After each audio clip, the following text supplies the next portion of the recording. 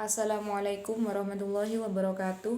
Perkenalkan, nama saya Musrifah, NIM 2003 40 10 51071, Prodi Agribisnis, mata kuliah Pendidikan Kewarganegaraan kelas L.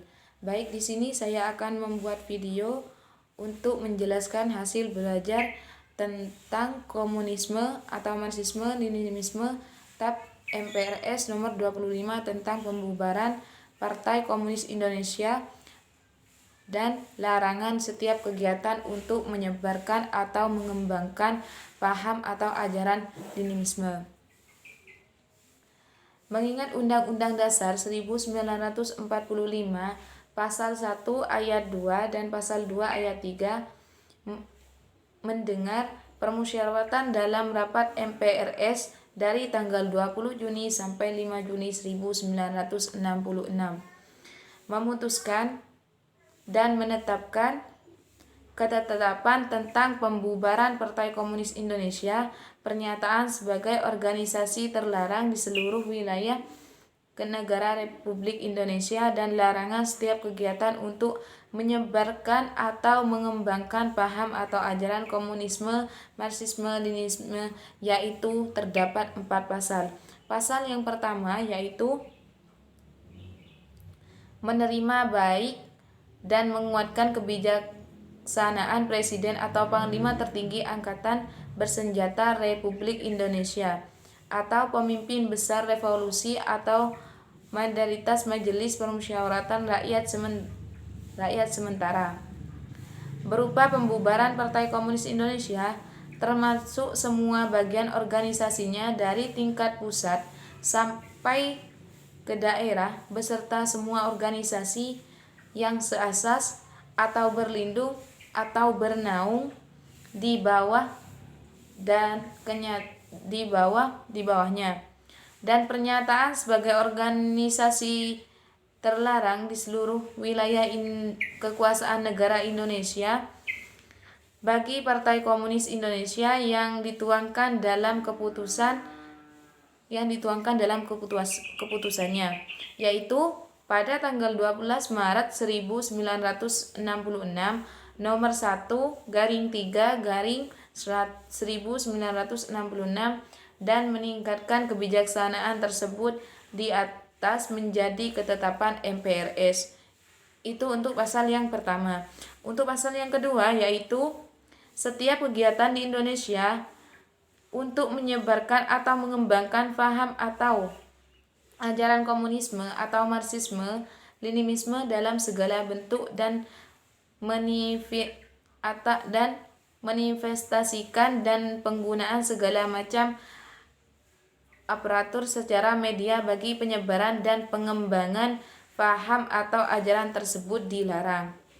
Untuk pasal yang ketiga yaitu khususnya mengenai kegiatan yang mempelajari secara ilmiah seperti pada universitas paham komunisme atau marxisme leninisme dalam rangka mengamankan Pancasila dapat dilakukan secara terpimpin dengan ketentuan bahwa pemerintah dan DPR sampai GR diharuskan mengadakan perundang-undangan untuk pengamanan.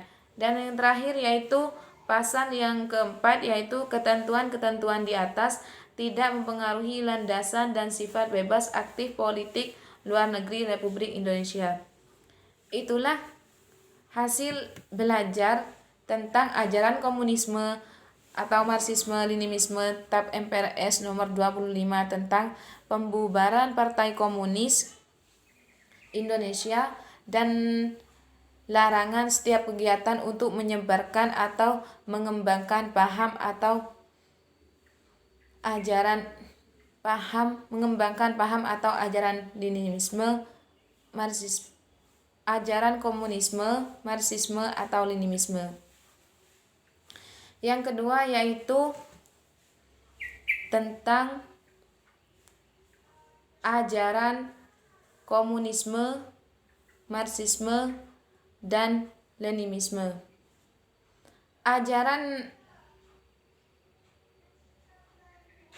Ajaran komunisme adalah ajaran paham politik yang mengakar pada ajaran Karl Marx dan juga Friedrich Engels. Paham ini menghendaki penghapusan hak milik perseorangan. Hak perseorangan yang dihapus tersebut akan diganti dengan hak milik bersama yang diatur dan dikontrol secara penuh oleh negara. Ajaran Marxisme yaitu ajaran suatu paham yang mengakar pada pemikiran tokoh bernama Karl Marx. Paham ini berkaitan dengan sistem ekonomi, politik, dan sosial. Cakupan Marxisme adalah materialis, diklaris, dan juga materialis historis serta penerapan pada aspek sosial. Marxisme dilarang di Indonesia karena paham ini mengakar pada pemikiran Karl Marx yang diketahui surat dengan muatan ateisme.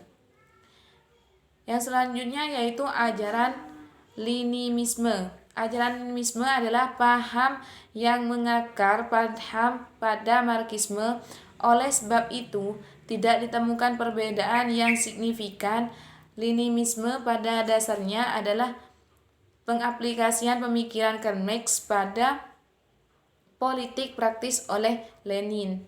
Paham ini menekankan pada pencapaian demokrasi langsung oleh diktator retoritaris oleh kadiktatoran rektaris dan dianggap sebagai awal dari sosialisme. Untuk ajaran yaitu definisi dari ajaran komunisme, Marxisme, dan Leninisme. Dan yang terakhir yaitu hasil belajar dari Undang-Undang Dasar 1945 bab 1 yaitu menjelaskan dan membahas tentang bentuk dan kedakwahan, bentuk atau kedaulatan, dan bab 3 yaitu membahas tentang kekuasaan pemerintah negara, dan yang ke bab 4 yaitu membahas tentang Dewan Pertimbangan Agung, dan bab 9 membahas tentang kekuasaan kehakiman, dan bab 10 yaitu membahas tentang warga negara, dan bab terakhir yaitu bab 12 membahas tentang pertahanan negara. Baik, sekian video dari hasil belajar yang saya lakukan. Apabila ada kesalahan, akhirul kalam, wabillahi taufiq wal hidayah. Wassalamualaikum warahmatullahi wabarakatuh.